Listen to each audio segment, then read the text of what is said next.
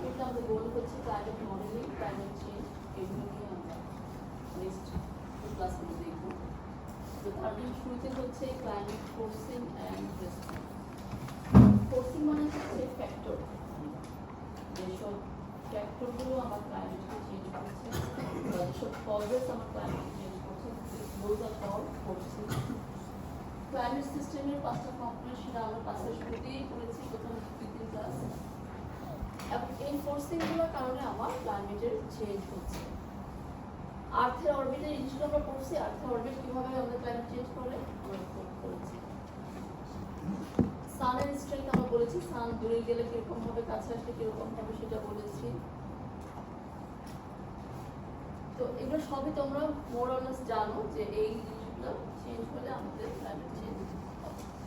তো এটা হচ্ছে জাস্ট বেসিক একটা রাফ আইডিয়া যে কোন কোন আরো অনেক ফ্যাক্টর আছে, জাস্ট আমরা একটা দুটো জাস্ট স্যাম্পল হিসেবে ফেলতেছি, not this are the only factors, এটা জাস্ট হচ্ছে স্যাম্পল। ক্লাইমেট ফিডব্যাক আমরা একসময় করাইছিলাম, মনে আছে? ক্লাইমেট ফিডব্যাক কাকে বলে? যে ইনিশিয়াল কোনো একটা কজের জন্য যে আউটকামটা তৈরি করলো, সে আউটকামের রেসপন্সে কনজিকিউটিভ অনেকগুলো ফেনোমেনা অকার করে।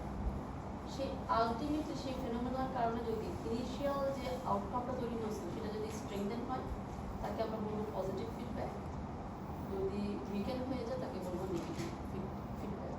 অর্থাৎ ইনিশিয়াল যে চেঞ্জ বা আউটকামটা হয়েছে আফটার ম্যানি আদার প্রসেস যদি সেই আউটকামটা স্ট্রেংথেন হয় তাকে আমরা বলবো পজিটিভ ফিডব্যাক, আর যদি উইকেন হয় তাকে আমরা বলবো নেগেটিভ ফিডব্যাক। আমি মনে করি সবাই একটু লিখবো, একটা এক্সাম্পল, মানে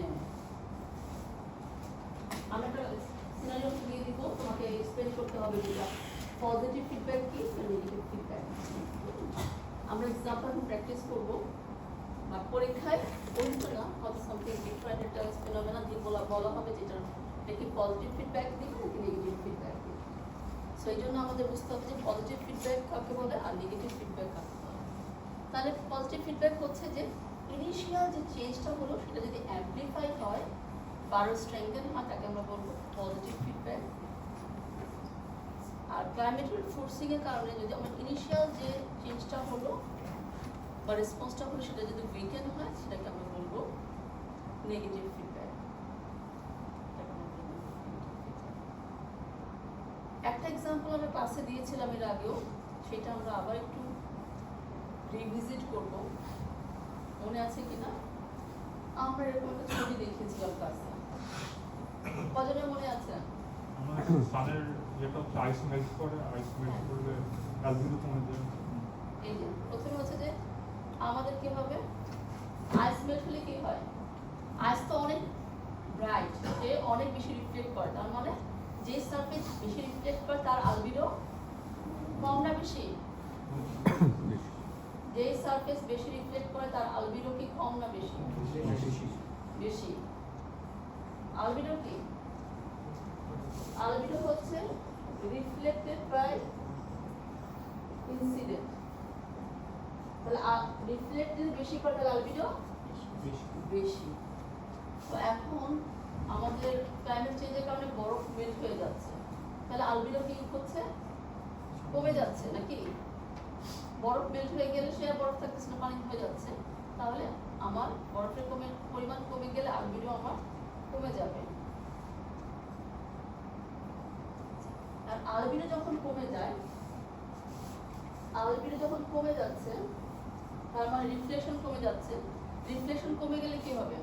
কি মিন করে? রিফ্লেক্ট কম করতেছে, তার মানে বেশি সে অ্যাবজর্ব করতেছে, তার মানে সিস্টেমে আবার মোর এনার্জি রিটার্ন করতেছে। এখন সিস্টেমে যদি মোর এনার্জি রিটার্ন করে তাহলে কি হবে? হিট বাড়বে না কমবে? বাড়বে। হিট বাড়লে কি হবে? আমার আরো বেশি স্নো বা আইস মেল্ট হয়ে যাবে। তো আইস যদি আরো মেল্ট হয়ে যায় তাহলে আলবিডো কি হবে? আলবিডো আমার আরো কমবে। তাহলে ইনিশিয়াল যে এই প্রসেসটা ছিল যে আলবিডো ডিক্রিজ, সেটা কি আবার স্ট্রেংথেনিং হলো না? আলবিডো আরো ডিক্রিজ করে গেল। তো এটাকে আমরা কি বলবো তাহলে? পজিটিভ ফিডব্যাক নাকি negative feedback? Positive feedback. Last bench, তুমি কার কাছে চিঠি লিখতেছো বসে বসে? এগুলো লিখতেছো? কিন্তু তুমি তো বোর্ডের দিকে তাকাচ্ছ না। ঠিক আছে, আমি দেখবো তোমার ক্লাস নোট। তাহলে বোঝা গেছে যে এই যে ইনিশিয়াল যে প্রসেস থেকে আমরা শুরু করেছিলাম আলবিডো ডিক্রিজ, তাহলে আলটিমেটলি আফটার সাম আদার কনসিকুয়েন্সেস এই প্রসেসটা যখন আবার স্ট্রেংথেন হয় তাকে আমরা বলছি পজিটিভ ফিডব্যাক। এখন আরেকটা এক্সাম্পল দেখি। আগের মতো আলবিডো ডিক্রিজ হলে কি হবে? আমার রিফ্লেকশন কমে যাবে, মোর এনার্জি আমার ইন দ্য সিস্টেমে থাকবে। তাহলে কি হবে? আমার টেম্পারেচার ওয়ার্ম হবে আগের মতো। টেম্পারেচার ওয়ার্ম হলে কি হবে? মোর ইভাপোরেশন হবে না, বেশি পানি ইভাপোরেট হলে কি হবে? মোর ক্লাউড ফর্ম করবে না। এন্ড ক্লাউড কি করে? রিফ্লেক্ট করে নাকি রিফ্লেক্ট করে না ইনসিডেন্ট সানলাইটকে? বলো দেখি। ক্লাউডে এসে যখন সানলাইট পড়ছে দেখি রিফ্লেক্ট হয় বেশি নাকি অ্যাবজর্ব হয় বেশি? কি হয়? রিফ্লেক্ট বেশি। রিফ্লেক্ট যদি বেশি হয় তাহলে কি হলো? আলবিডো কি হয়ে যাবে? বাড়বে না কমবে? বাড়বে। তাহলে আমরা ইনিশিয়াল শুরু করেছিলাম আলবিডো কমা দিয়ে, এখন কি হচ্ছে? এই প্রসেসের কারণে আলবিডো বাড়তেছে। তাহলে এটা কি ফিডব্যাক হবে? Negative feedback. হ্যাঁ, ক্লাউডের জন্য মানে কনসিকুয়েন্স, একটা ফেনোমেনার কারণে অনেকগুলো কনসিকুয়েন্স হতে পারে। সাম অফ দেম হয়তো পজিটিভ ফিডব্যাক দিবে, সাম অফ দেম হচ্ছে নেগেটিভ ফিডব্যাক। এটা তোমাদের বোঝানোর চেষ্টা করছি যে আলবিডো কমে গেলে কিছু প্রসেস আলটিমেটলি পজিটিভ ফিডব্যাক দিবে, কিছু প্রসেস আলটিমেটলি নেগেটিভ ফিডব্যাক দিবে। তো আমাদের দেখতে হবে যে কোন ফিডব্যাকটা মোর স্ট্রঙ্গার বা কোনটা স্ট্রঙ্গার বেশি, সেটাকে আমরা বলতে আলটিমেটলি ওটাই গভর্ন করে। তো ইভাপোরেশন বেশি হলে বা মোর ক্লাউড হবে, মোর ক্লাউড হলে সে মোর লাইট রিফ্লেক্ট করবে, তাহলে আলবিডো আমার কমা দিয়ে শুরু করছে এবং আলবিডো হচ্ছে বেড়ে যাচ্ছে, তাহলে আমরা এটাকে বলবো হচ্ছে নেগেটিভ ফিডব্যাক। ঠিক আছে?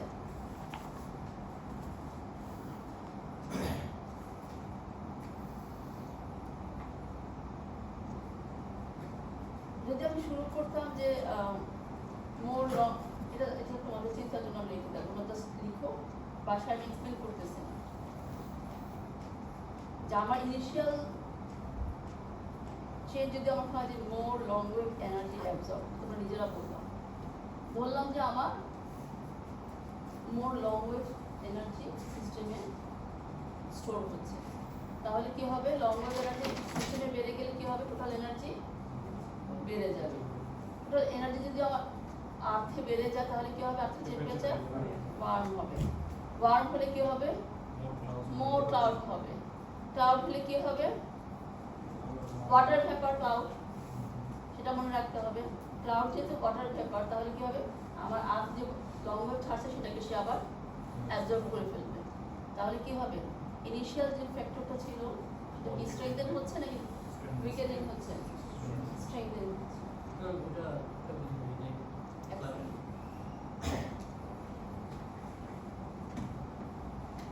ধরলাম আমার ইনিশিয়াল চেঞ্জ হচ্ছে লং ওয়েভ এনার্জি সিস্টেমে বেড়ে গেছে। সিস্টেমে যদি লং ওয়েভ এনার্জি বেড়ে যায় তাহলে কি হবে? লং ওয়েভ হোক, শর্ট ওয়েভ হোক, দেখুন একটা বাজে আমার মোর এনার্জির পরিমাণ বেড়ে যাবে। আমার আর্থে মোর এনার্জি বেড়ে গেলে কি হবে? আর্থ ওয়ার্ম হয়ে যাবে। আর্থ ওয়ার্ম হয়ে গেলে সে মোর ইভাপোরেট করবে, মোর ক্লাউড তৈরি করবে। ক্লাউড কি? Water particle. ওয়াটার পার্টিকেল কি? Green house gas. তাহলে আমার সিস্টেমে কি হলো? গ্রিন হাউস গ্যাস বেড়ে গেল। সিস্টেমে যদি গ্রিন হাউস গ্যাস বেড়ে যায় তাহলে আর্থ যে লং ওয়েভ ইমিশন করছে সেটা কি মোর রিটেন হবে না? Yes or no? আমার সিস্টেমে গ্রিন হাউস গ্যাস বেড়ে গেলে কি হবে? গ্রিন হাউস গ্যাসই তো আমার গ্লোবাল ওয়ার্মিং করতেছে, তাহলে আমার সিস্টেমে লং ওয়েভ রেডিয়েশনটা আরও বেশি করে অ্যাবজর্ব হবে। আমি তো ইনিশিয়াল শুরু করেছিলাম কি লং ওয়েভ রেডিয়েশনটা বেড়ে গেছে, তাহলে এই ফেনোমেনাটা কি উইকেন হলো নাকি স্ট্রেংথেন হলো? স্ট্রেংথেন হলো বা ইনিশিয়াল চেঞ্জটা আরও অ্যাম্পলিফাইড হলো, এটাকে আমরা বললাম পজিটিভ ফিডব্যাক। আমি তোমাদের সাজেস্ট করবো যে প্রিভিয়াস ইয়ারের কোশ্চেন পেপার দেখতে পারো। বিভিন্ন ইয়ারের বিভিন্ন ফেনোমেনা দিয়ে আমরা তোমাদেরকে বলেছি যে করো, এটাকে পজিটিভ ফিডব্যাক দিবে, নেগেটিভ ফিডব্যাক দিবে, অথবা একটা ফেনোমেনা দিয়ে বলতে পারি এটার বোথ পজিটিভ ফিডব্যাক এবং নেগেটিভ ফিডব্যাক কীভাবে হতে পারে সেটা এক্সপ্লেইন করো। হ্যাঁ, সো আমরা বিভিন্ন এক্সাম্পল দিয়ে, রিয়েল লাইফে বিভিন্ন এক্সাম্পল দিয়ে তোমাদেরকে বলবো যে এক্সপ্লেইন করো এটা কীভাবে পজিটিভ অথবা নেগেটিভ ফিডব্যাক দিয়ে থাকে। ম্যাম ওই ফার্স্টের জিনিসটা ওই মোর এনার্জি রিলিজ ওটা হচ্ছে গ্রিনহাউস গ্যাস বাড়ার জন্য। মোর এনার্জি মানে সিস্টেমে লং ওয়েভ অথবা শর্ট ওয়েভ রেডিয়েশন মানে তো এনার্জি, সেটা সিস্টেমে বেশি রিটার্ন হচ্ছে। আপনি তো আমি গ্রিনহাউস গ্যাসের কথা বলছি। এই যে এখানে বলছিলাম যে ওয়াটার ভেপার এবং ক্লাউড, ক্লাউড মানে কি মোর ওয়াটার ভেপার না, ও এখান থেকে বলছি। আর কার মানে কারোর কি আপনার বুঝতে সমস্যা আছে?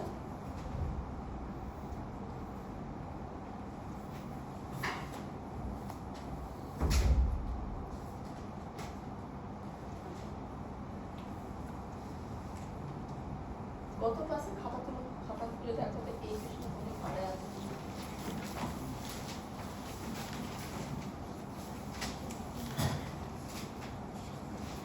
আছে কি? এটা অঙ্ক পড়াইছিলাম না? অঙ্ক পড়ানোর সময় এই ইকুয়েশনটা আমরা বলছিলাম যে বইয়ের মধ্যে ডেরিভেশন আছে, আমরা ক্লাসে দেখাচ্ছিলাম যে গ্রিন হাউস গ্যাস থাকলে মাল্টিপল যদি অ্যাটমসফিয়ারিক লেয়ার থাকে সেখান থেকে ডিরাইভ করে আলটিমেটলি এটা পাওয়া যায়। টি নট বা এটাকে আমরা দেখো আগে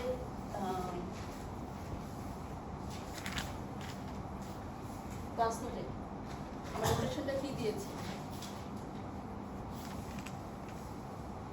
নোটেশনটা কি ছিল এই জায়গাটা? টি টি টি এইচ। সো আর্থ সারফেসের জন্য যদি আমি সেটাকে ধরো টি ই দিয়ে রিপ্লেস করি, হ্যাঁ, তাহলে আমি ইকুয়েশনটাকে এইভাবে লিখতে পারি।